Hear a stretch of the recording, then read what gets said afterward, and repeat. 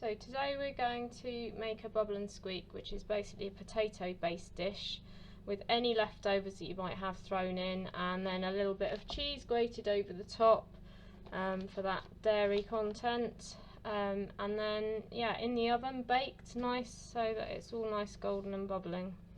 So potato wise, you can use a normal potato, you could use sweet potato, butternut squash, any root veg that you want to, and you just peel that if you wanted to use a fresh potato and mash it up once you've boiled it, or you could use a jacket potato, so you could bake the potatoes in the oven if you didn't want to peel and boil them, and then you can use the mash from that, or you could use instant mash or tinned potatoes if you preferred.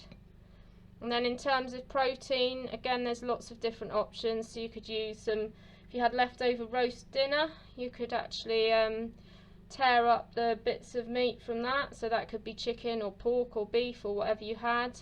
You could use tinned meat again, so things like spam or pork or chicken, or if you were vegetarian or vegan you could use mixed pulses like chickpeas or mixed pulses. Or even a can of baked beans if you had one and you wanted to use that. And then we're going to throw in some fresh or frozen, we've got some frozen veg or fresh veg or canned veg if you prefer as well.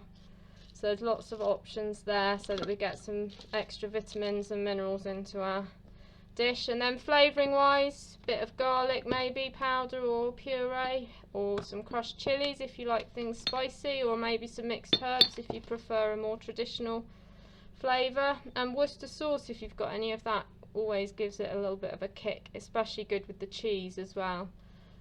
So we'll get started. So you need to preheat your oven to 200 or 180 if it's a fan oven, or gas mark 6 for this recipe.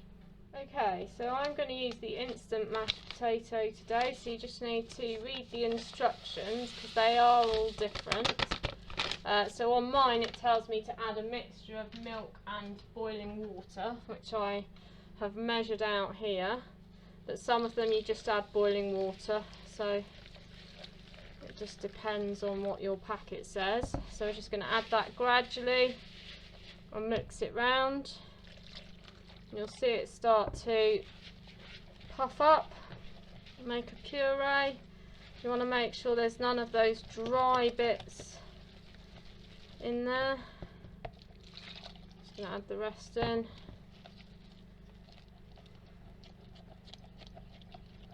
Make sure you're mixing it really well so that it starts, so it all absorbs.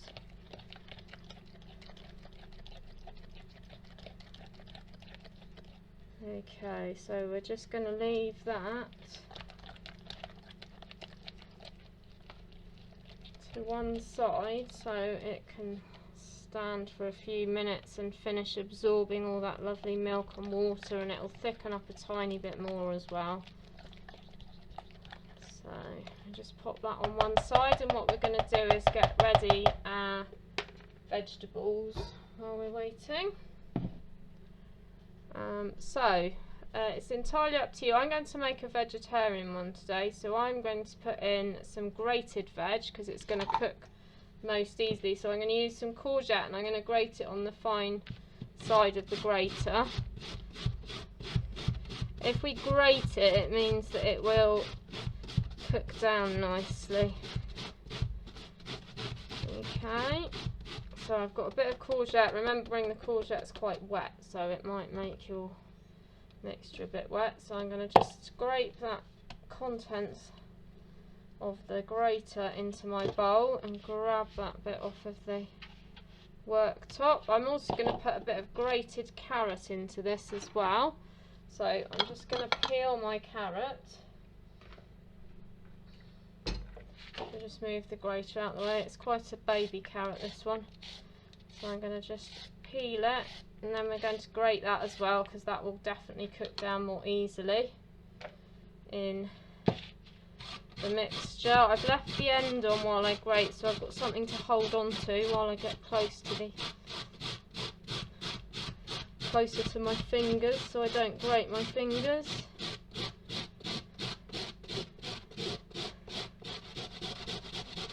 finish that last little bit. There we go, so we can get rid of that bit, and we're going to scrape the lovely grated carrot out as well. Let's pick that bit off the board, and then you'll be able to see as I scrape the contents out of the grater as well. Okay, I'm going to put in a bit of spring onion, so that'll be quite nice, give it a bit of an extra oniony flavour. So I'm just going to slice that up so that it's nice and small.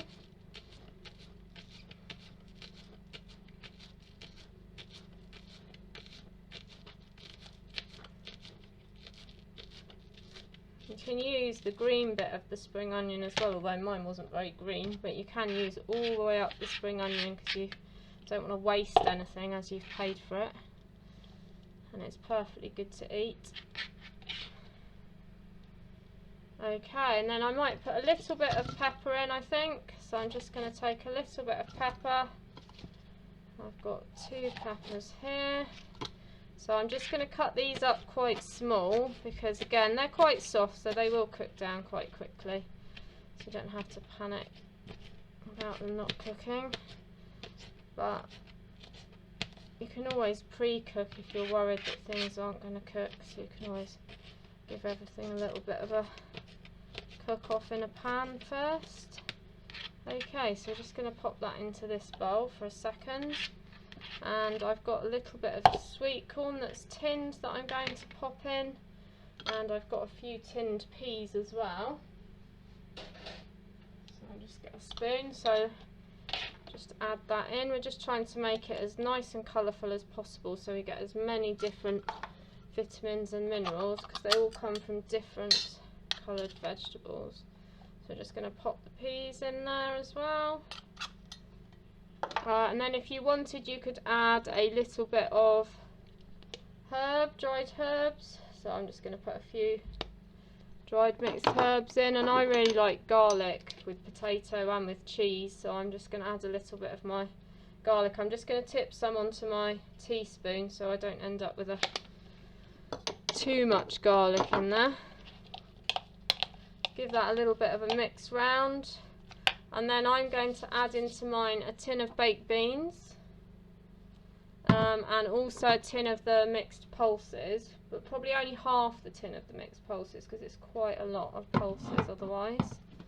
So let's just bring our potato back, and you can see it now. So I'm just going to add in the vegetables that we've already chopped. Just pop those in there. There we go. And I'm going to add in a tin of baked beans. So you can add the sauce and everything into this. So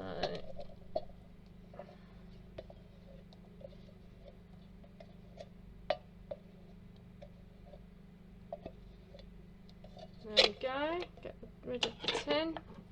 And then this tin I need to use a tin opener to open. Mixed pulses, so we're just going to open that.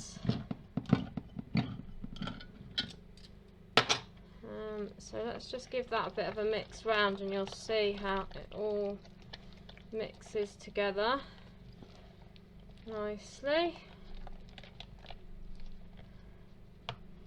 And then I'm just going to drain our tin of pulses. I'm just going to get my sieve back so you can see. Just move that to one side. We're going to put our sieve here and tip our pulses into the sieve. In a little shape. And then I'm going to put about half the tin in because that is quite a lot of pulses otherwise. So put about half of that in. Mix that round as well, and then what we're going to do is pour it into an oven-proof dish. You can see it's coming out now. Let's taken on the baked bean sauce. And then all we're going to do is grate a little bit of cheese so that we can pop the cheese over the top of it. So I'm just going to wipe down my board so I can do the cheese. Right, so I'm just going to wipe down my board just so that we can get the cheese grated to go on the top. So we're just I'm going to grate it on the big thick grater for the cheese because it'll spread more easily over the top of the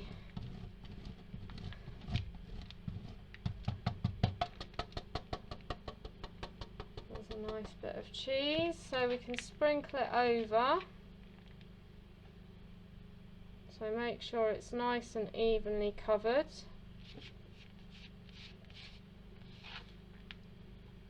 And the potatoes all got a little bit of cheese on. I'm just going to pick up the board and just shake those last few bits onto it so we don't waste it. And then what we're going to do is pop it in the oven just to bake off until it is nice and golden and bubbling. So let's get that in the oven now. So I've just got my oven gloves and we're going to get the bake into the oven.